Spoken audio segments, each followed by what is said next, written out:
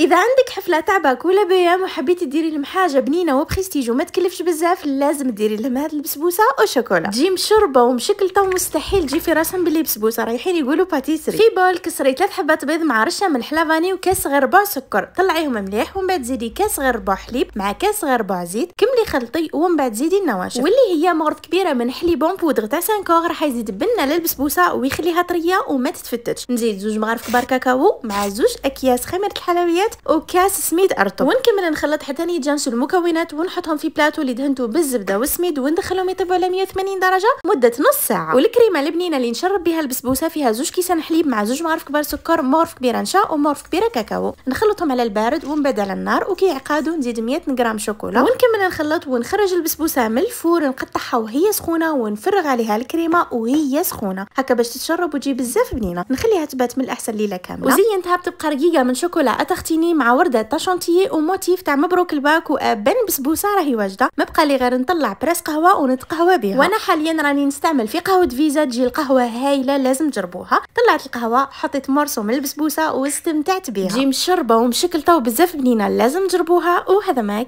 كان.